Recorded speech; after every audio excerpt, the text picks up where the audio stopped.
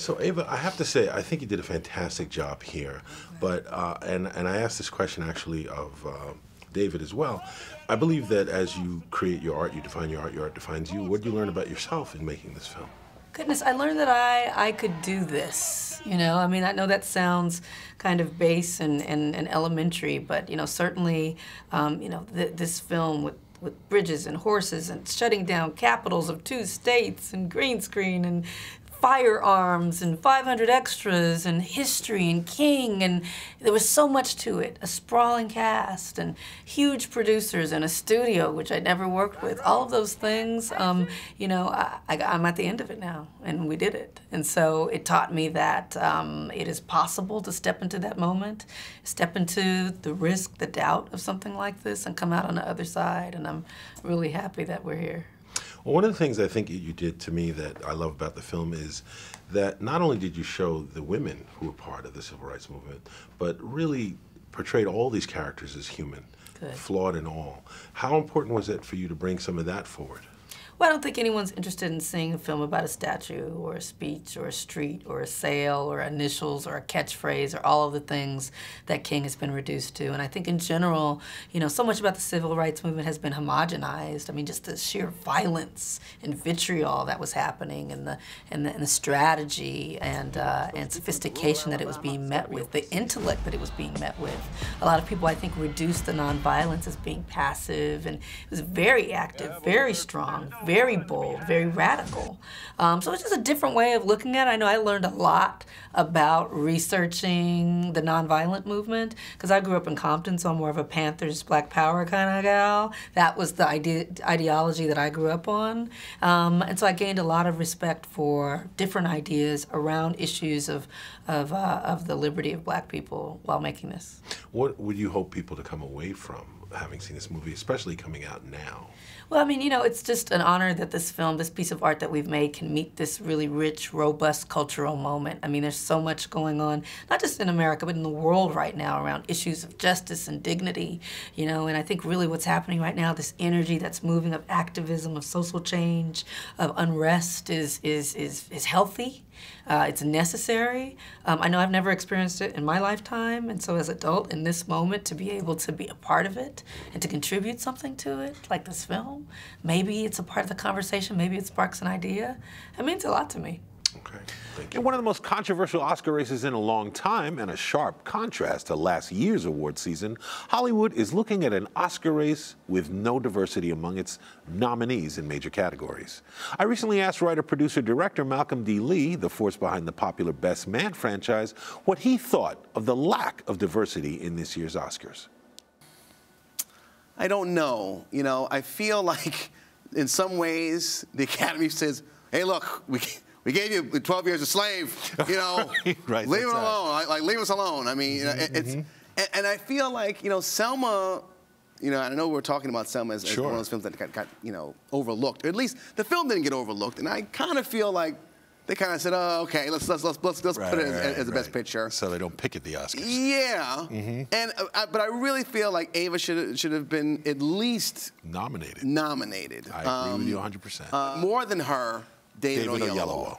I don't understand it. You and me both. I don't understand it. I don't understand it at all. Not to take anything away from the other actors, but he was Martin Luther King.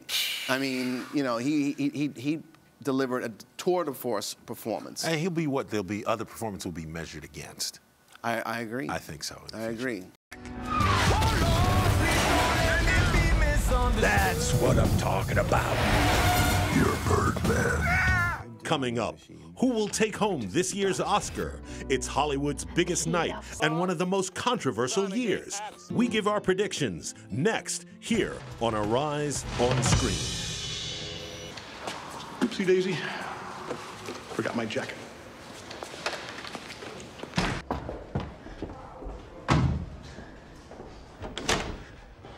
Leave me now. Are you going to talk about this or not? Please, will you just go? Is that what you want? Yes, it is what I want, so please, if you care about me at all, then please just go. I can't. I have 2 years to live. I need to work. I love you.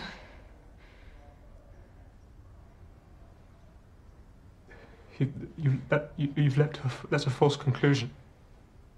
I want us to be together for as long as we've got, and if that's not very long, well, then that's just how it is. It'll have to do. You don't know what's coming. It'll affect everything.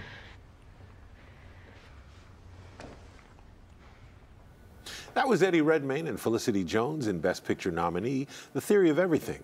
I'm back with entertainment journalist Jenny Karakaya and film critic Julian Roman of MovieWeb.com, and we're talking Oscars. So let's keep it going with the Best Picture category. The nominees are... All right, so let me ask you, Julian, in this Oscar race that has been so controversial, what would be your pick for Best Picture, and tell me why? Well, I think Whiplash is the best film of the year. I agree with you. There's really, I don't think any best hour and 40-minute movie ever made than this film. Just a great film. Now, Boyhood is the favorite, and so is Birdman. But American Sniper is a big box office hit, so I don't know what's going to happen. But you think there's going to be an upset? You know what? I don't think there's going to be upset. I think it's going to be between Boyhood and Birdman, with, I think, Boyhood winning. Why do you think Whiplash deserves a Best Picture? Because it's the best movie.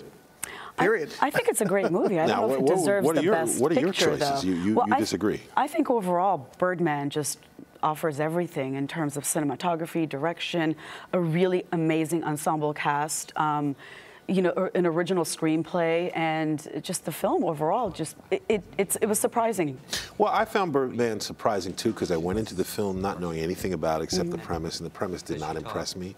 I thought the cinematography was fantastic. Agreed. Okay. Yeah, on a technical level, it's brilliant, but the film ends 10 times. I mean, the ending is really drawn out. But I still think that like I said, overall, it brings so much more to the table than all the other films. I don't think that, you know, they don't deserve nominations. I think they're all amazing contenders.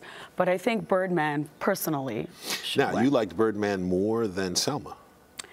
It's not that I liked it more. I think Selma was a beautiful film. And, I mean, God, Lord knows I cried like a baby watching that film. Okay. But...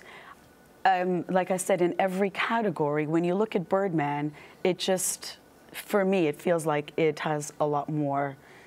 Well, you know, it's interesting overall. because I don't think Boyhood will win Best Picture. Really? I don't think it'll win Best Picture because I think it'll probably win Best Director.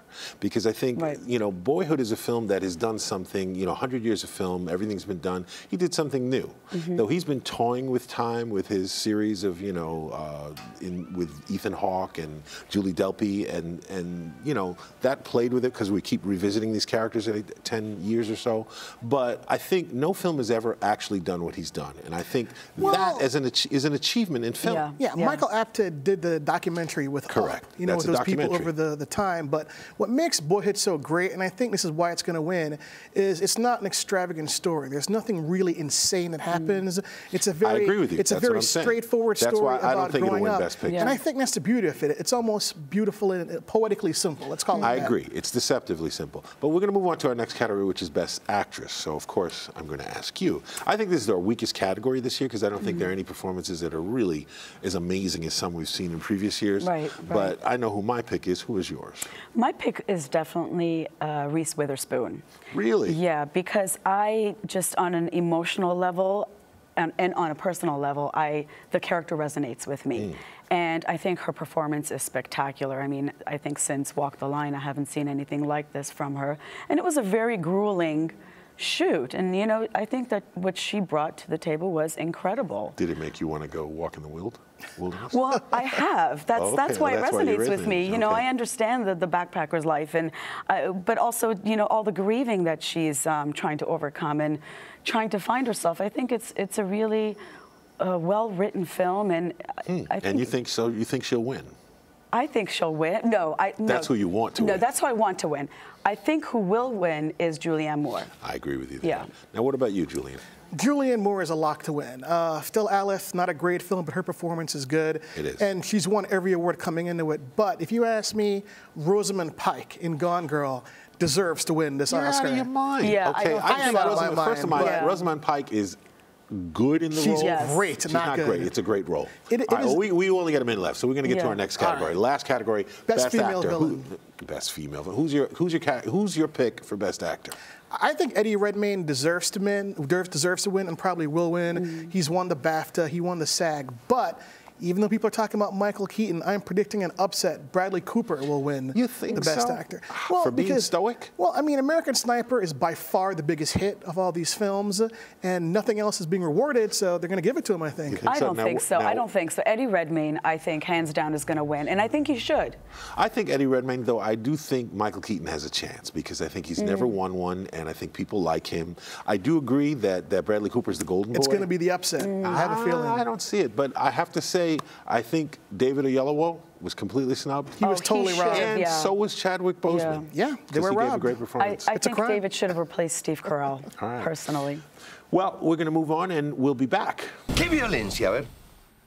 Yo estoy describiendo una realidad. No, ¿dónde está la violencia? When we return, nominated for this year's Oscar for Best Foreign Film, 6 twisted stories from Argentina, Wild Tales. Next, here on Arise on Screen.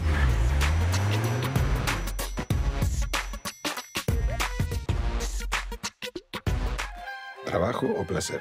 Las dos cosas, espero. Dale, salame, móvete. ¿Qué te pasa, hermano? Buenas noches, ¿uno solo? Veo que sos buena para las matemáticas. El acta de infracción dice que el auto estaba mal estacionado y eso se considera prueba suficiente. It's been called dark, it's been called funny, and it's been called wild. Nominated for this year's Oscar for Best Foreign Film is director Damien Saffron's Wild Tales. Wild Tales is produced by Oscar-winning Spanish filmmaker Pedro Almodovar and has broken all box office records in its home country of Argentina. I have to say, this is a movie I went in with zero expectations. I knew nothing about it. I didn't know what to expect, and within a few minutes, that whole opening, it's 6 stories, that first story on the plane, when I got where they were going, I just smiled, and I never stopped smiling for the rest of the film. So you felt the same way? Yeah, I absolutely felt the same way. I mean, I think that each vignette was so brilliantly written with this dark, twisted, comedic humor. I mean, from beginning to end, like you said, I couldn't wait for each story to unravel. I was just smiling devilishly and, you know, like... Smiling devilishly, yes, okay.